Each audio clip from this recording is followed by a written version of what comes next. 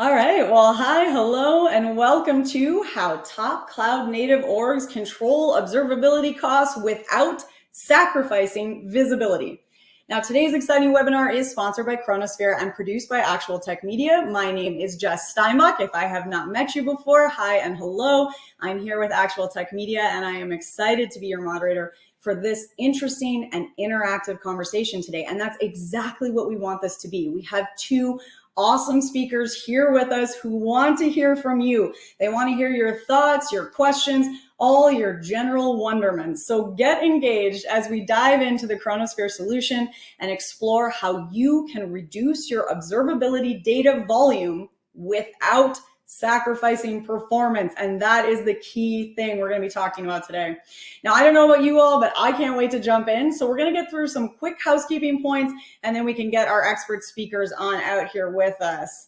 All right, let's talk about this good stuff here. So I want to take you on a little bit of a tour of your audience console today. So we're going to start with the questions section because we were just talking about getting engaged, and this is where all that magic happens. So open up your questions window right now, and let's give it a little test run. Start out by saying hi, hello, good morning, good afternoon, wherever you're at, but give a little wave out there to the Actual Tech Media community that's here with us today.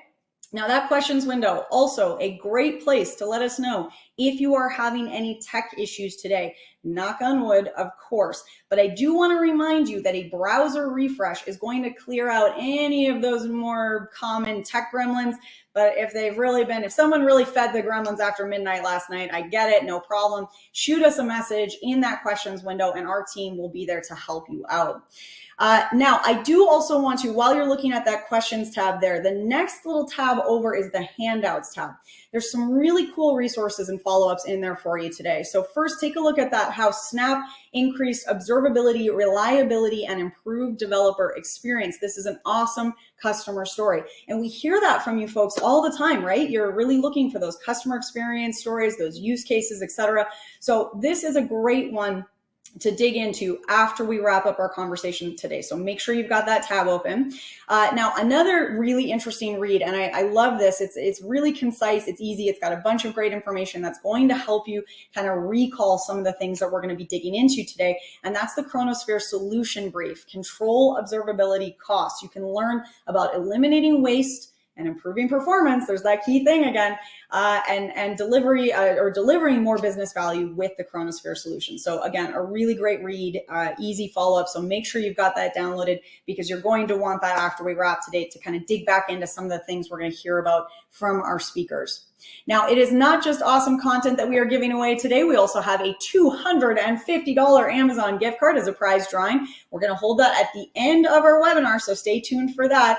And of course, you do need to be here live in attendance at this webinar in order to qualify to win that prize. And all winners must meet the Actual Tech Media prize terms and conditions. If you are not sure what those are, no problem. We have the full T's and C's linked for you back in that handouts tab. So head on back over to the handouts tab, click in, scroll down to the bottom. You'll find the full T's and C's waiting for you there. All right, well, not only does asking a question today make you an extra awesome A+ kind of student and human here with us, but it also gets you entered in to win an additional prize. Today, we are offering a $50 Amazon gift card to the best question asked. Now, we are going to review all the questions asked after we wrap today. So even if your question does not get asked live, there is still a chance that you will win. So get those questions in. Make sure that you're getting engaged because A, you could win a prize, and also it's just extra awesomeness, right? It makes the day even a little bit more fun and interactive. So get those questions in. All right, well, folks, that is it for housekeeping. We've covered a lot very quickly, and it's time to get this conversation rolling. Today, we will be chatting with Scott Kelly, Senior Product Marketing Manager at Chronosphere, and John Patokny, Senior Sales Engineer at Chronosphere. Scott and John, I'm so excited to have you both here with us today. I'm going to get you out on camera with me here. I know you guys have a lot of great things in store for us, so I'm going to step back and hand things right over to you. Scott, take it away. All right. Well, thank you very much, Jess. Let's get started. So, I'm missing my slides. We lost the slides. Oh, you're moving them forward. You found them. There we are. All right, great. Sorry about that. Okay, so here's our agenda. We'll quickly go over this. Just we're going to start with what are the challenges that cloud native creates for observability, and in this new world of cloud native, what are the requirements that you need in order to be successful? And then we'll go over a demo of Chronosphere and the control plane specifically to show you how it helps you to analyze and shape your observability data so that you can control costs and improve performance. And then we'll finish with a recap and some questions and answer sessions. So let's get started. First, we have a poll here that we'd like to just get a sense of where people are on their cloud native journey. So if everyone could please just take a second to review this and answer it, that would be great to let us know. And if you're kind of early in your journey, still running on a monolith, and you're just thinking about moving to the cloud, that's totally okay. As Scott mentioned in the intro here, we are going to give a recap of the kind of challenges that cloud native present. So even folks that are kind of in progress or just getting started, this should be very helpful in terms of what is there to come. And if you're already full microservices running in the cloud, that's great too. Hopefully what we're describing will be very familiar to you, and we can give you some insights on how to address the problems that you're facing. Yes. All right. So, all right, interesting. Good mix here, actually. The majority of people are a mix of microservices and monolith. We've got a few that are full microservices. And then, another, say, 30% is in moving to the cloud and planning to. So great, good mix here so we can give you some insights. So, obviously one of the challenges, here we trade the results.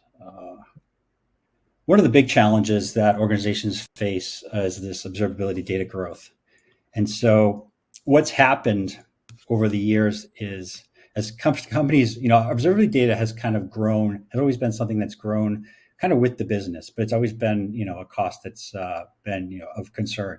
But as organizations start to adopt cloud native, that's when things really start to change, because as you can start to, organizations will start to see their observability costs actually start to outpace the scale of which the business is increasing. And, and so this is something that surprises a lot, but the reason for that is because of, what happens is when you move from a virtual machine-based environment to a cloud-native environment, a lot changes. And I'll let John explain that. Yeah. When we start talking about moving to cloud-native environments, a big piece of this is moving from monolithic architecture that's running on, bare metal or on large VMs to microservices, typically running in containers in things like Kubernetes. What that does to your architecture is it's fundamentally taking the software that we're running and breaking it up into a lot more small composable pieces. The result, a lot more things that we are monitoring and capturing information from. So we've got a kind of a simple example here to illustrate the kind of consequences of this. If you imagine, you've got in a prior world, you've got a virtual machine that is maybe running 5 different services. Each service has 10 different routes that it's handling requests for, and that's running across 300 VMs. That's your entire data center. Monitoring the requests per second for every one of those services and routes across all the VMs, about 15,000 unique time series being captured. If we break that environment up into microservices and run it on containers instead, you might have, say, 10 containers per VM. That ends up being like 3,000 pods. And as you're developing and making changes, you want to be able to test out changes across the fleet of pods that you have. So you might be running a bunch of different experiments at a time. So each pod has different behaviors that it is simulating in your environment. That gives you a couple orders of magnitude increase the amount of time series that's being generated just for a single metric.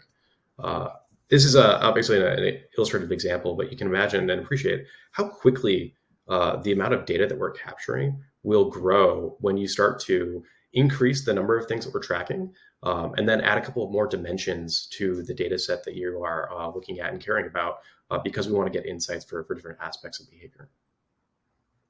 Yeah.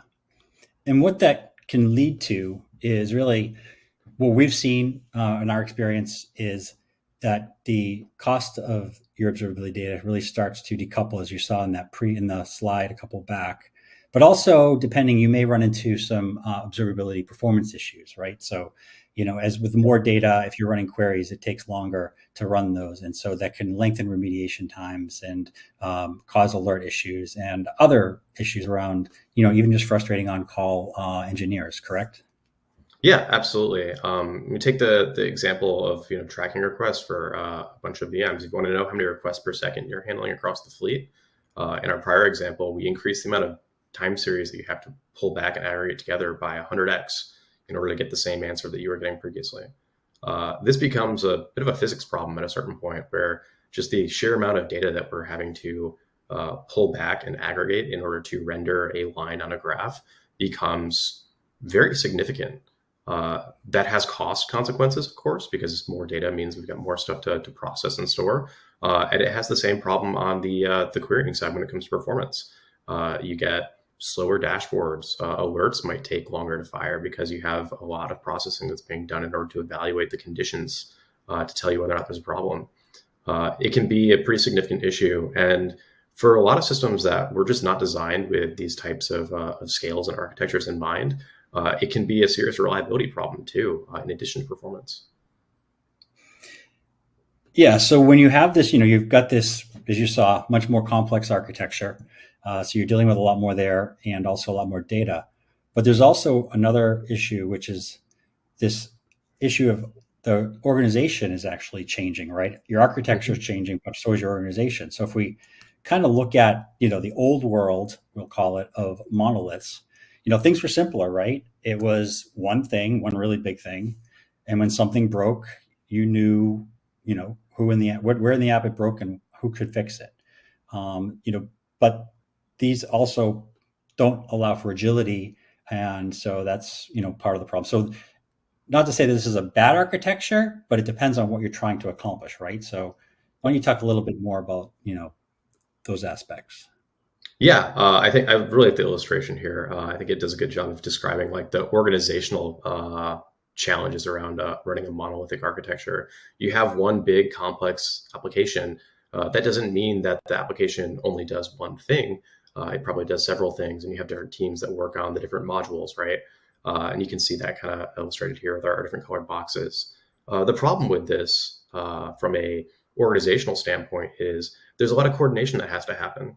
The lines are not drawn nearly as clearly as in our picture here with our nice neat boxes. They're usually a little bit blurry. You got to have a lot of cross-team coordination in order to make sure that the boundaries between different modules are being changed in a safe way. You can only deploy changes so quickly. Most people don't deploy their monolithic application constantly throughout the day. They're going to do it maybe once a day, and that limits the speed that teams can make changes at. If you miss your deploy window, you have to wait till the next one. And that hampers development velocity and the ability to ship new functionality. There's a lot of things that can kind of factor into the problems, right, that we see with this type of organizational architecture. In addition to what you just mentioned, just the sheer number of people involved developing a single piece of software can become a challenge as well. As your organization grows and you're trying to scale the business and develop more features, you might want to have more teams and more modules, but that adds more coordination effort. The whole goal of cloud native architectures and decoupling monoliths into microservices is in part to address this challenge and make it easier for teams to quickly develop and ship new features without having to worry about those coordination costs. But that has consequences, as we've talked about a little bit here. Yes. And so as you move into this new world of cloud native, you're getting that speed and agility, but you're also increasing the complexity of both the organization and the system, right? So this diagram, we could say there's not too much complexity. So as a team running, observability team, I can probably find, Jane or Sam and figure out who did what. But, as you scale that, it's kind of, this is Conway's law, right? Whatever your architecture looks like, the organization kind of mimics. As you scale that though, this can get really, really complex, and then it becomes unmanageable, right? Yeah, absolutely. And I think the progression here is important to call out, because when you start with this process of decoupling applications. It works great because that's exactly what we want. We no longer have to have those coordination costs. We can develop more quickly and independently. Everything is working fantastically. And the complexity trade-offs in our system are relatively minor. But, it's too much of a good thing, effectively. You add more teams, you add more services, which allows us to continue to develop more and more features in parallel very quickly. Still very good for the business, but the complexity starts to add up more and more and more until you get something that looks like what we have here, or even more complicated. It's by no means unheard of to talk to customers that have hundreds or even in the thousands of microservices for very large organizations. Think about the level of complexity in the architecture that you're facing with that. It's a lot to keep track of. The relationships between all those different services coordinating together in and of itself becomes a serious problem to manage. And that means that having good observability becomes incredibly important. But as we called out before, the amount of data that these systems are generating in order to have that good observability has gone through the roof as a result of just the number of things we're tracking. So nothing is free, effectively. We get our faster development velocity, but it comes at a pretty significant cost, both in terms of system complexity and also the volume of data that you have to store in order to make sure you understand that things are working as expected. Yeah, and this gives teams more freedom, right? So once they have the ability to ship things on their own, now they are looking for other ways to improve their business. And so when you have all these teams kind of working independently, and in this world of scale, all it takes is one bad actor, whether intentional or unintentional, can really impact the volume of data that's created. We refer to this as a cardinality spike. If someone puts a label, like a user ID label, on something, it's just going to spike. And this just makes it, and as you talked about before, is this complexity. Where did it come from? In the old world, it was, infrequent. It was easy to control. In the new world, you want that speed, but now you've got this risk of how do you control, when somebody makes a mistake like this? Yeah, it's the knock-on effect of the new challenges that we face. We have a lot of complexity in our system, and we have a lot of fast-paced changes that are being made independently. Before, if somebody introduced something and it caused a explosion in the amount of metrics that you're capturing, well, it's pretty clear when that was introduced because it happened during the normal deploy window.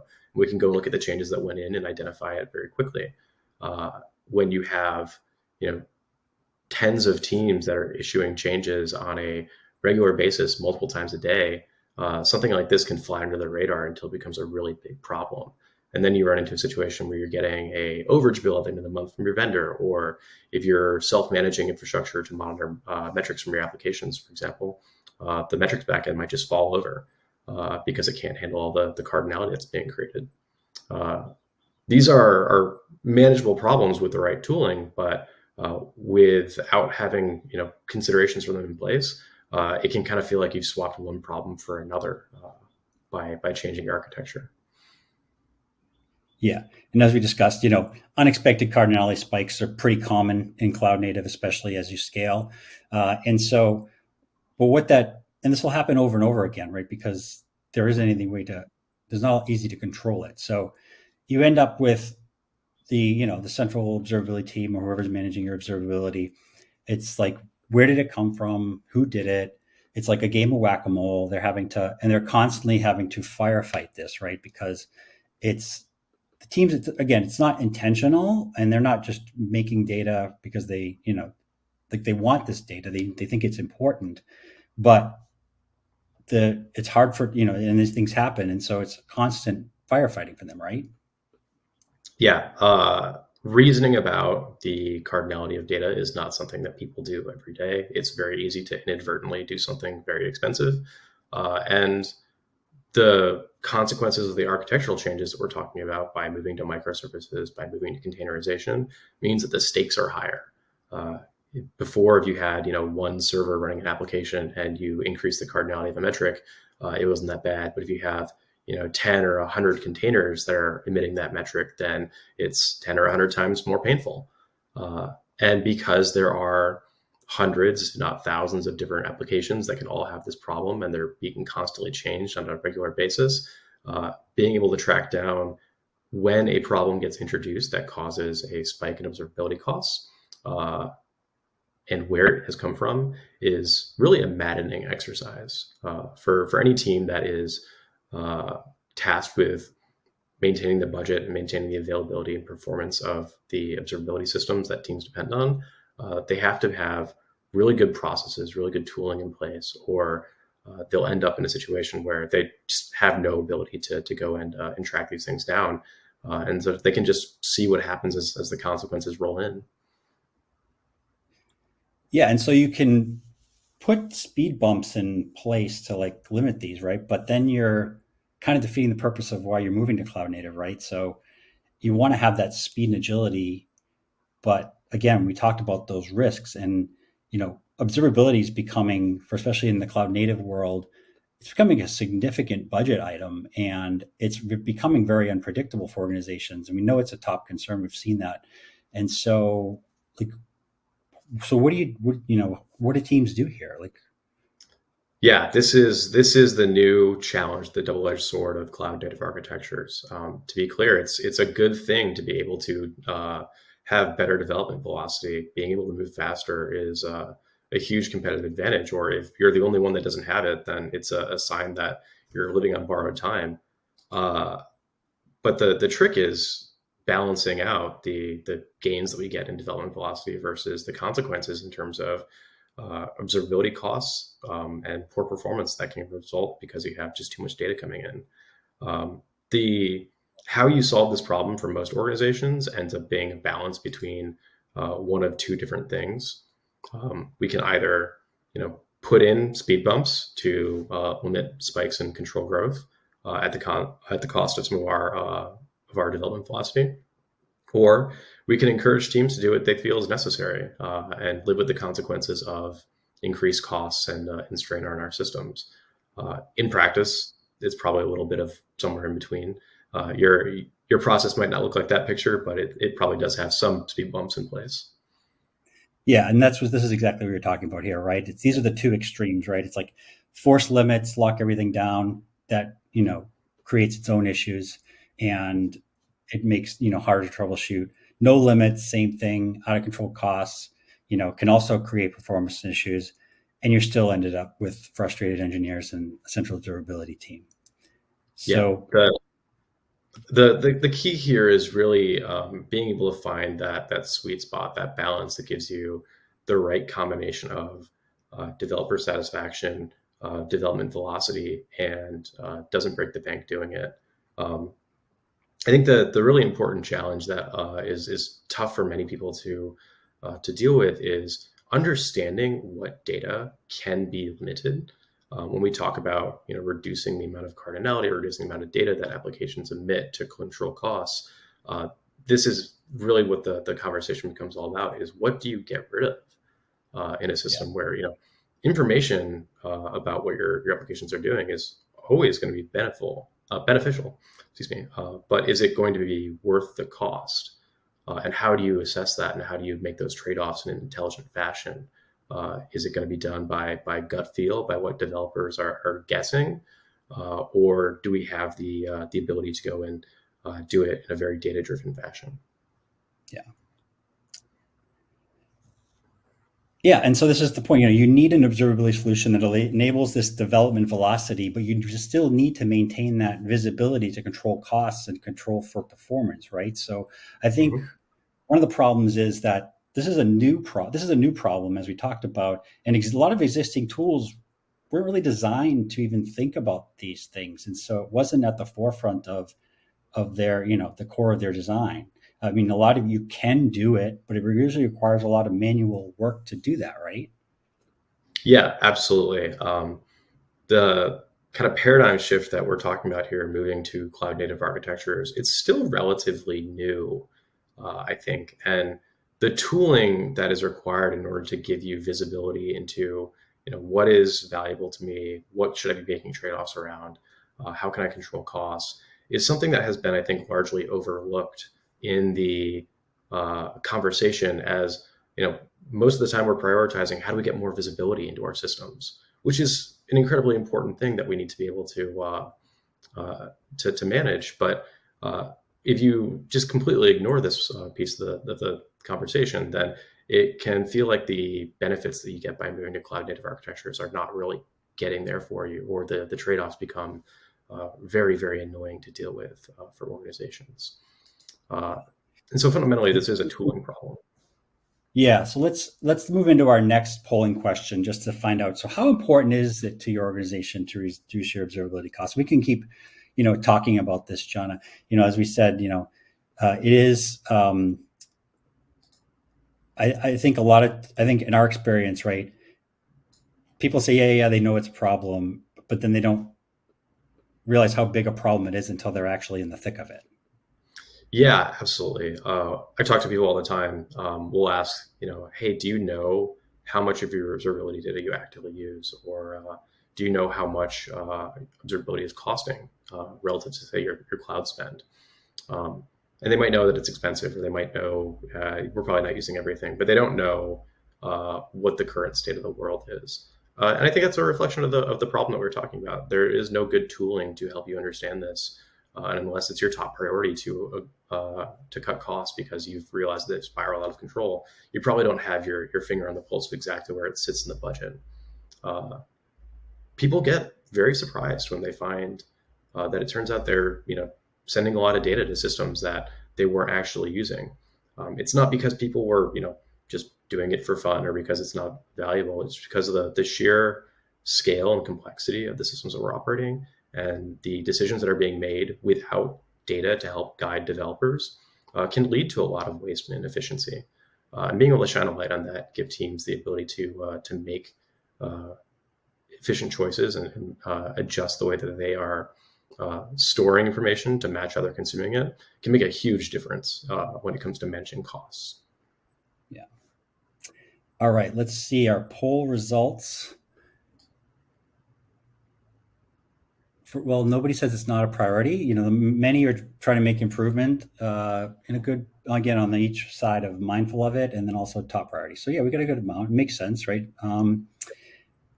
So let's jump into Chronosphere and tell you a little bit about that. And so basically, just to give you a quick overview, we're going to give you a demo so you'll be able to show you how Chronosphere actually helps you address these issues, control costs. So basically, Chronosphere is a single tenant SaaS observability platform. It's purpose built for cloud native. This platform was designed to address cloud native use cases, and it's 100% open source compatible. So all your inputs, the data store and also it's your alert manager, Grafana compatible. Even the query engine is 100% PromQL compatible. And also, it's built on a very scalable data store. And this is actually our roots as an organization are out of Uber. Our co-founders both actually built the data store and ran the observability team for Uber. So they actually saw firsthand. It was like the second largest production, cloud native production and observability platform running in the world. And lastly, and this is what we're here to talk about, is the control plane, which really sits at the heart of our product and is one of our key differentiators.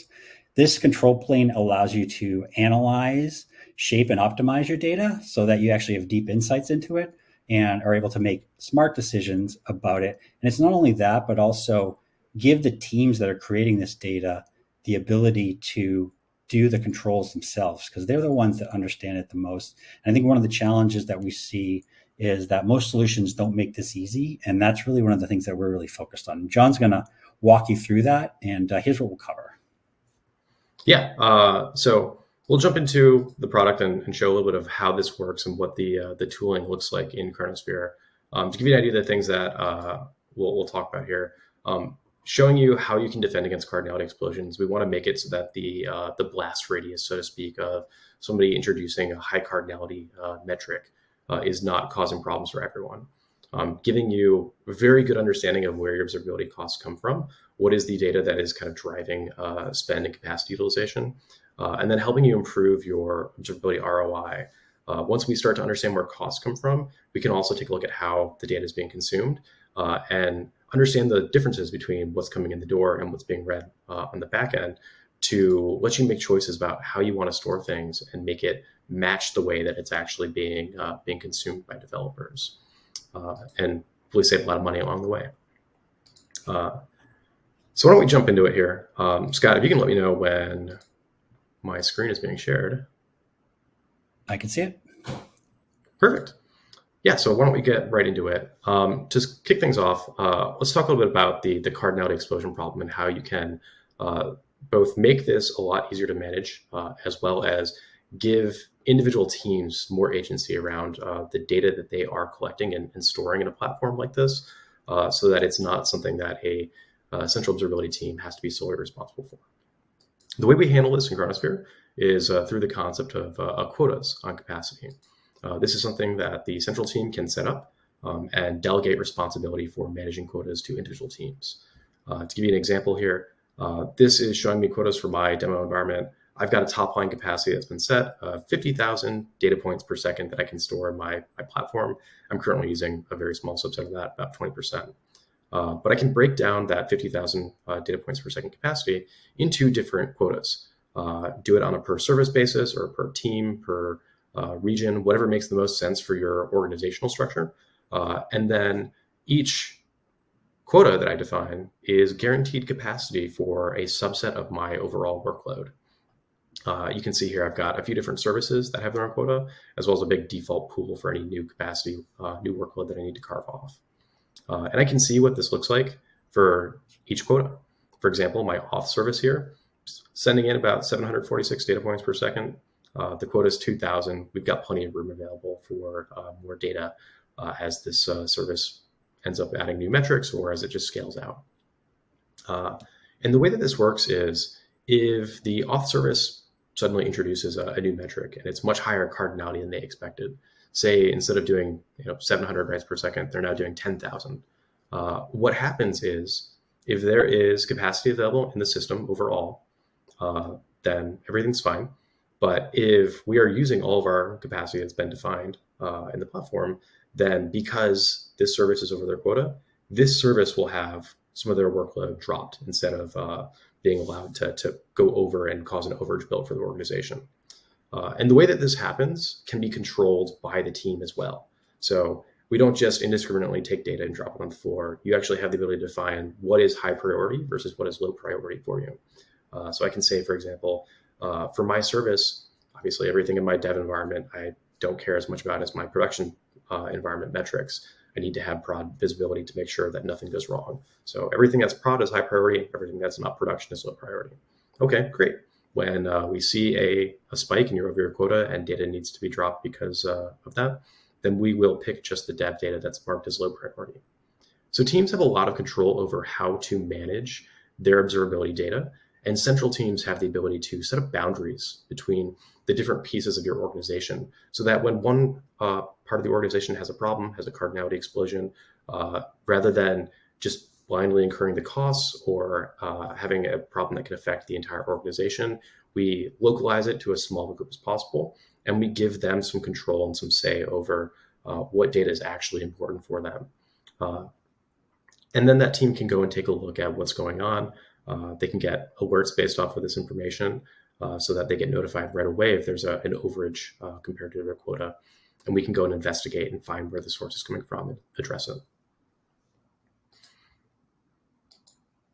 And Scott, as I'm going through this, by the way, if there are any questions that come up on what we're showing, feel free to call them out. I'm happy to take them as we go.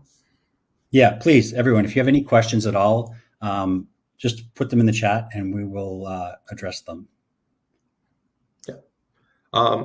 So you can divvy up your workload and give individual teams more agency over the data that they are sending into the platform. Make sure that you're not getting overages without visibility in what's going on.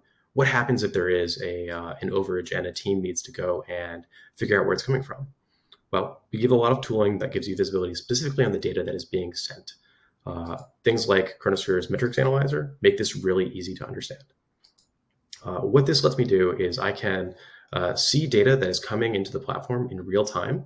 I can break it down by any subset of my workload with preset filters for the different pools that I have.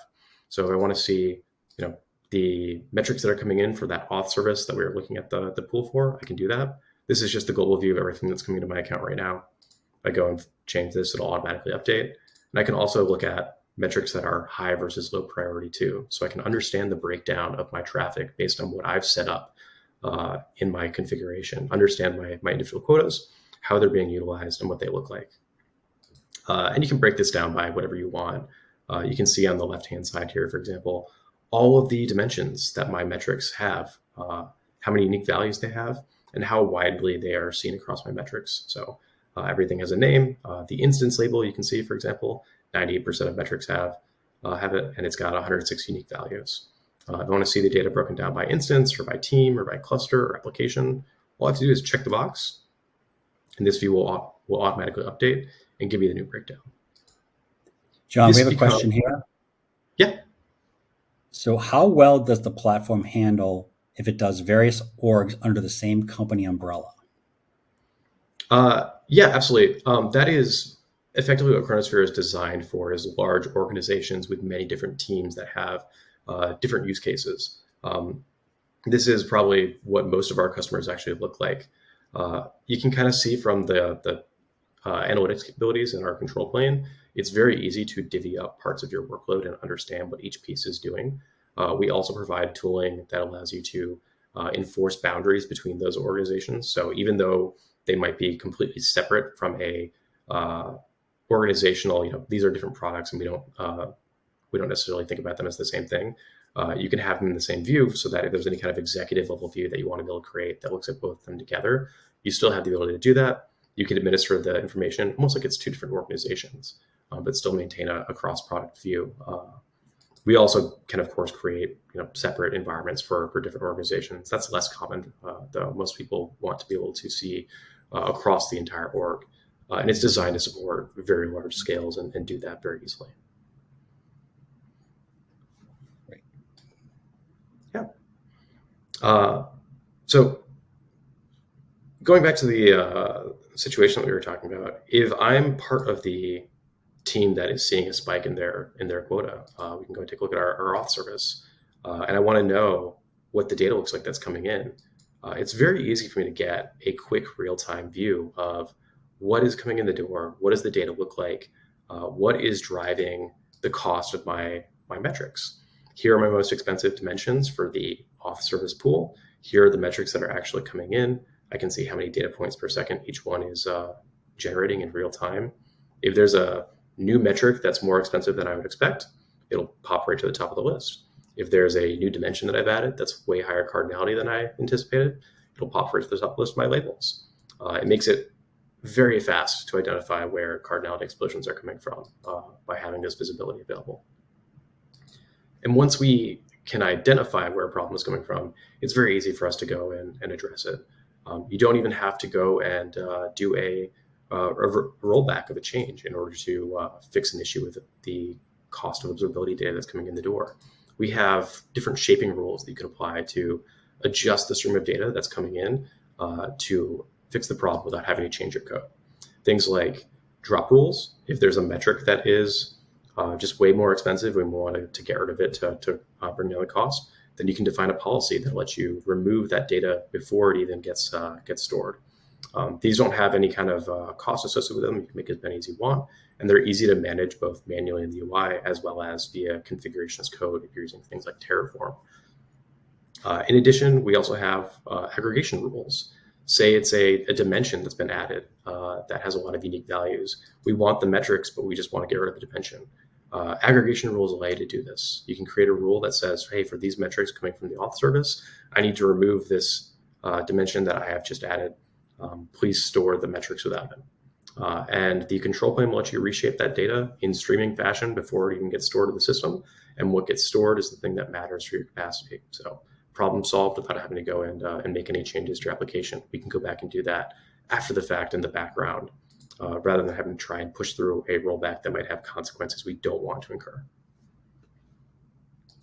So being able to understand the cost of your observability data and make decisions about how to manage it is something that we try and make as easy as possible.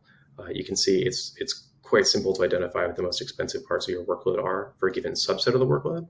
And once you've identified something that you want to remove to cut costs, whether it be a complete metric, a subset of time series, or a dimension that is just more expensive than you anticipated, there's tooling in the platform to let you go and make those changes rather than having to push it down into developers and make changes in the code.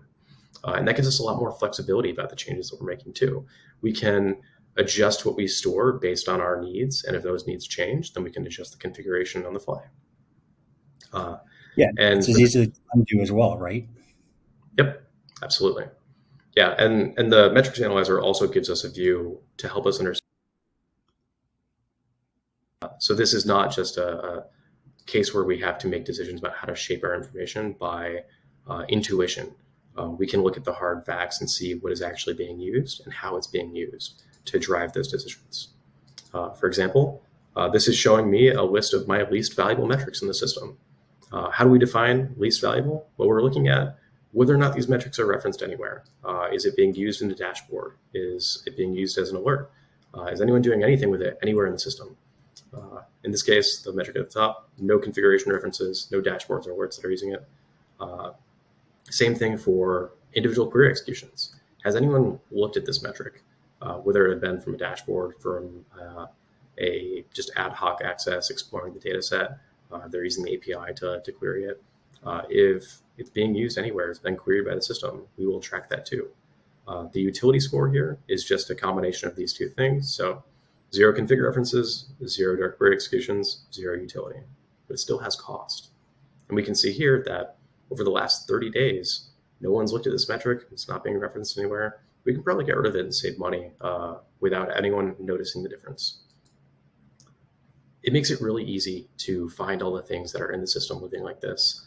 I can tell you from experience that most teams have huge amounts of metrics, of time series that they're storing that they didn't even realize that they had, just because the sheer amount of data and complexity in their observability platforms makes it too hard to find these types of things. It's not reasonable to have a person go through and inventory all the metrics to identify what's valuable and what's not.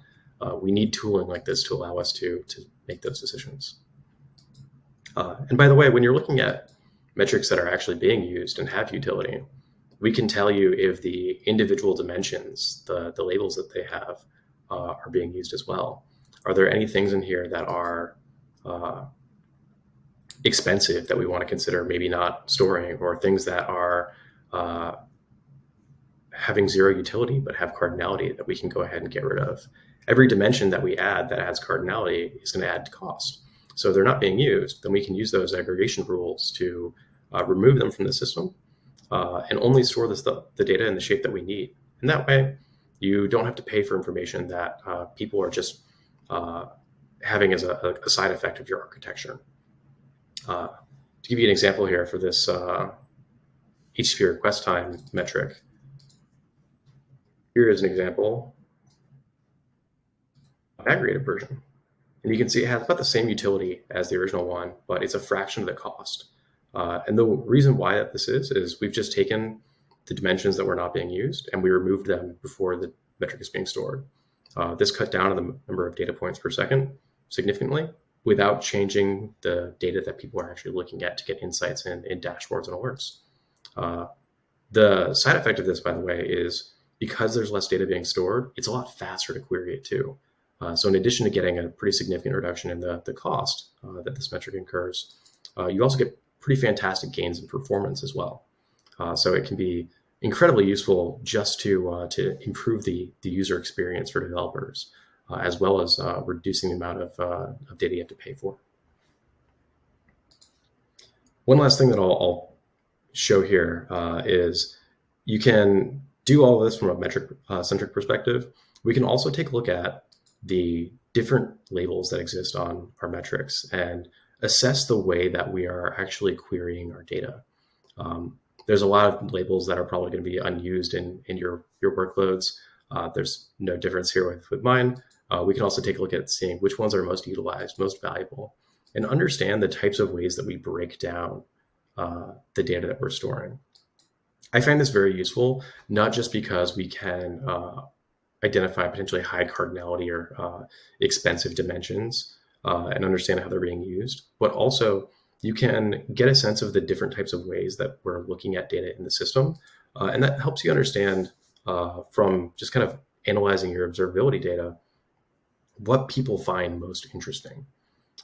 There's some obvious things in here like service and operation.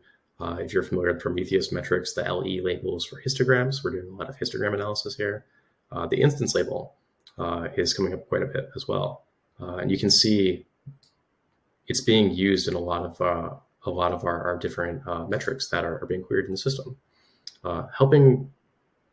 Helping people understand how their data is being queried can also help them understand where the blind spots might be.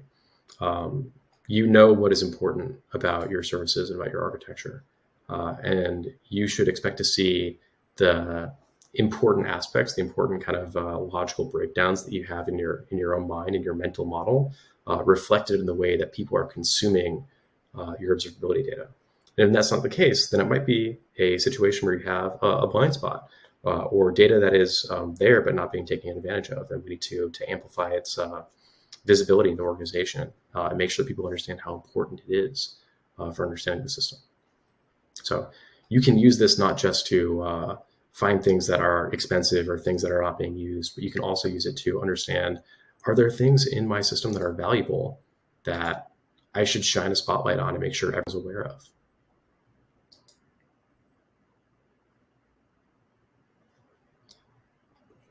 I think that's maybe a good stopping point. Any other areas, Scott, that you think we should cover before we wrap up the demo?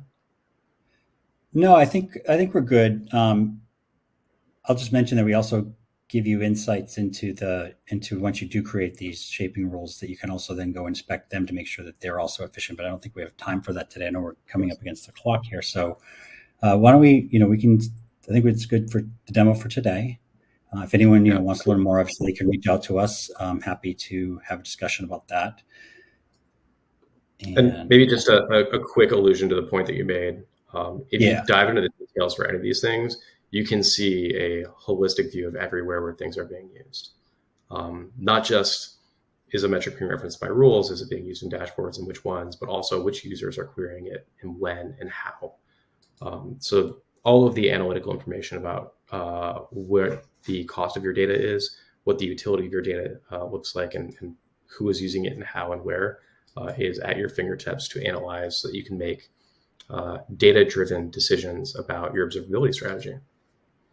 But yeah, if this is interesting and it's something that you want to learn more about, there's definitely sorry, I lost my train of thought there. We're happy to facilitate follow-up conversations. I'll stop sharing my screen here. Just a quick note: the last time I did this in preparation, my video stopped. It looks like everything's good though. Okay, perfect. All right. So that was our demo, and thank you, everybody. So just to kind of recap the benefits, as we saw, the control plane is actually very powerful. And on average, our customers are able to reduce their data volumes by about 60%. And as we said, it's 100% open source compatible. Our platform reliability, the highest SLA, and we are actually have consistently hit 99.99%. So we over deliver on that. And at the end of the day, what this all means is that it makes the data more useful for engineers. So that means less time troubleshooting. And our customers on average spend about 50% less time. And that's why, as you can see here, these are the leading cloud native organizations in the world. And these are the customers that are using Chronosphere.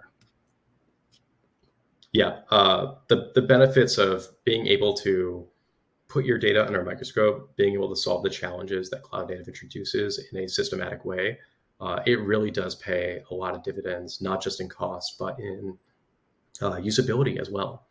And you can see that here. Optimization of the volume of data being stored, absolutely. I'll call out on the very right side of this customer impact list of examples. Robinhood saw a 8x improvement in query latency. There were dashboards that they had that took a lot longer to load previously. After becoming a Chronosphere customer, they are significantly faster. So it has a lot of side effects that may not be obvious upfront that can significantly improve things like user happiness and experience, as well as troubleshooting speeds. Yeah. And as you can see, there's varying results. And I think that's that's what the power of our control plane does, is it gives organizations the ability to have data at the cardinality that's right for their business. We talk about high cardinality, but I think high cardinality is a relative term, really what our control plane enables. Yeah, I like to think of this as having. Oh, sorry. No, go ahead. I like to think of this as having observability for your observability strategy. We wouldn't make changes to our architecture without having good observability. Making changes to your observability data should be no different. Yeah. And so, just a quick recap, as we said, cloud native environments create data on the order of magnitude of what most are used to on previous VMs, predecessors. And a lot of observability solutions out there weren't designed with this even in mind. So they don't have that capability at the core. And that's really what our control plane does. It allows you to fulfill, what you need from an observability tool without having to store all that data. And so you end up with a lower cost solution that actually improves performance. And that's what we've seen consistently across our customers. And so we've got some resources here. If you'd like to learn more, you can dive into some of our blog posts there. We've got some of the case studies. And also, like we said earlier, if you'd like to see a demo or want to have a further discussion, please reach out to us. And let's see. And just before we take Q&A, I just wanted to spend a minute here to promote another upcoming webinar that with our co-founder and CEO, Martin Mao, and also one of our customers, Aurora, where they'll be discussing real life situations of how using observability can help drive business transformation. And that'll be a fun panel there with, hearing from Aurora about how they are actually using it to, do pretty unique things. And with that, we'll go to questions. Yeah, absolutely. Thank you guys so much, Scott and John. What an interesting presentation. I love that demo. That's so exciting to actually get to dig in and see things in action. And I know that this was really resonating with our audience as well. We did get some great questions. So I want to take a second to dive into those, even though I know we're pretty close to the end of our time here. But you guys ready to sneak into a few questions? We got some time? Yeah, absolutely. Sure. Awesome. Let's do it. This is a good place to start because there's a lot of different industries and organizations out there, different sizes of industries and organizations. And so we have a question here. How do you know when you need a solution like Chronosphere? What would you say to that? Do you want me to go first, Scott? Yeah, go ahead. Okay, sure. It's a good question. And I think the answer is a little bit of it depends, but I'll say if the content that we talked through was resonating with you, kind of looking at these problems and nodding along and saying, "Yep, this sounds familiar," then it's probably a good time. The farther you are along on using cloud native architectures, the more likely that is to happen. You can still run into these types of organizational pains, though, if you are not a fully cloud native architecture organization. That's completely reasonable. We saw a lot of folks are kind of midway in terms of monolith versus microservices, and so the kind of other factors that I'll call out are how much data do you have that you have to manage? The more that there is, the harder it's going to be to deal with, and how quickly is it growing? If your business is growing fast or the volume of your observability data is growing at a pretty fast pace, then it's definitely something that you want to think about sooner rather than later. Yeah, think about where you're going too, right? It's what is your plan, and if it's moving to cloud native at scale, then that's when you should really start considering a solution. Yeah, I really like that. So first, kind of doing that little gut check. If you found yourself sort of, maybe thinking this is hitting a little close to home, it's probably already time to do this, and then also knowing where you want to be going and keeping that one eye on the future. And we actually got a follow-up question as you guys were answering here. So I'm going to ask this one now. What is the best observability approach if we are early on with cloud native? I might be a little bit biased, but I do think that using open source standards is probably a great place to get started. There is a lot of prior art out there in the community for Prometheus, for example, for monitoring off-the-shelf software. And it's pretty easy to get started with adding instrumentation to generate metrics from applications that you write yourself. Kind of same thing on the tracing front, right? OpenTelemetry is kind of the rising star when it comes to adding trace instrumentation for applications. I definitely recommend taking a look at that if you're thinking about adding distributed tracing support. There's a lot of vendors out there that support OpenTelemetry natively now, and so it really does make a big difference in terms of being able to choose a platform for observability without having to think about adjusting your instrumentation or wearing that vendor lock-in. And you can get started by running this stuff yourself if you are budget conscious, or you can reach out to a vendor that's compatible with those standards and use them right from the get-go. Yeah, if you're coming from the APM or SaaS world, then you haven't looked at the open source, as John mentioned, OpenTelemetry in a while. It's probably a good thing to take a look at that to see how far it's come. Yeah, that sounds like a great point. And I want to ask you, because both of you just sort of touched on the field that you're in, and there are some great solutions. And so I'm wondering, we hear this a lot with people that are weighing out the right choice for them and how they make those decisions. So if there was kind of a key unique that you want to make sure you highlight with Chronosphere, what would that be? I think the things that we talked about around having an understanding of the data that is coming in that you're relying on and how it's being used, and being able to make intelligent choices about that data, being able to drive your observability strategy by understanding it with tooling, and have tooling to help you make changes without having to change your instrumentation directly. I think that's the heart of a lot of our value proposition. We provide all the things that you would expect on top of that, highly scalable, highly performant, highly reliable platform for understanding this information, compatible with open source standards. But the control story, being able to stay on top of the knock-on effects of cloud native architectures that we talked about today, that's really what is kind of at our heart in our product philosophy. Agreed. All right, I like it. Well, I'm gonna. Well said.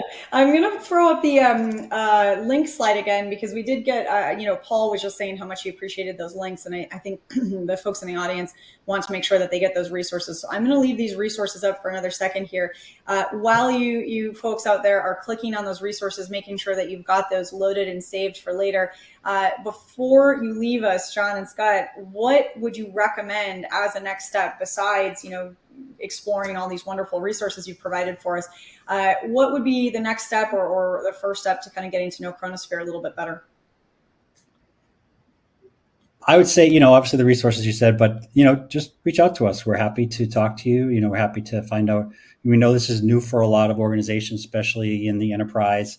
We've got a ton of experience. As I said, our founding team actually built this, they experienced this firsthand at Uber. They went through the pains that a lot of organizations are going through. And that's why we ended up where we are with Chronosphere today. They saw that and they went through it, and they decided that they wanted to, we as an organization, Chronosphere started to help other organizations manage cloud native observability data because of the unpredictability, and manage it at scale, and to, enable, positive observability outcomes. Yeah, I'll echo that. If this seemed interesting, but you're not quite sure if it's right for you yet, please do reach out and give us a call. Let us know. We're happy to talk and discuss more. If you're looking for something a little, less dedicated time, the blog is a great resource on our website. There's a lot of great content on there, but I do highly recommend just reaching out and scheduling the chat. Yeah, I think that is really important. And it's a great point that sometimes when something's really new, we don't even know what questions we should be asking, so we don't know if we're asking the right questions or thinking about things in the right way, because the ideas are still so new to us. And so I think, this was a great start and a great place for people to get a little bit more insight and how Chronosphere can be a part of that. And next steps, certainly, following up and having those one-on-one conversations is a great way to move forward. And I hope that we'll get to have you both back on to do another webinar again soon, because I hope we can dig in even further. It's been a lot of fun chatting with you both. Yeah, thanks so much. Glad to be here. Yeah. All right. And for everyone out there who clicked on a poll today, asked a question, big thank yous to all of you. I know a few of you are hanging out waiting for this prize giveaway. We are going to get to that in just a second. But before we do, I want to remind you again, besides the links that are also up on the screen for you, to go to the handouts tab. Make sure you get that customer story, the how Snap increased observability, reliability, and improved developer experience. With a lot of good syllable words there. Make sure that you've got that downloaded. Check that out, because again, just a great way to see things kind of in action, reading through that customer story. Also, make sure you've got the Chronosphere solution brief, control observability costs. Just an absolutely wonderful way to learn about getting rid of that waste and improving performance and getting that increased business value with the Chronosphere solution. So definitely make sure you've got those handouts, as well as the resources that we have on the screen for you here, and make sure you've got those, because we covered a lot and there's lots more to learn. So you want to make sure you've got those resources to kind of jog your memory and help you dig in a little bit further on your own as well. All right, well, we are going to go ahead and move into prize giveaway time. So today's winner of a $250 Amazon gift card is Brian Dorner from Arizona. Brian Dorner from Arizona. Congratulations to you, Brian. I hope it's a bright, sunshiny day in Arizona, and now you have $250 in your pocket to spend at Amazon. Congrats. Well, with that, my friends, on behalf of the Actual Tech Media team, I want to thank Chronosphere for making this webinar possible, and especially to our incredible speakers, Scott and John. Both of you have given us so much to think about today. And I do hope, and as we were just kind of saying, I think for a lot of you out there, these are new things that we're exploring. So I hope that you are walking away with the little bit of the brain tickle and spending some time kind of thinking about this during the day today. Thank you to everyone out there who asked a question, again, clicked on the polls, and participated in this webinar. It's so much fun when we all get to come together and talk about new and different ideas, different ways of looking at things, and obviously pooling our resources and our intellectual experiences and things together is how we get the most out of these solutions. So I appreciate all of you coming to be a part of this today. I know I've learned a ton from this session. I hope that you're feeling that way as well. I cannot wait to see you all at a webinar again soon, I hope. And until then, I hope you all have an absolutely beautiful end to your day.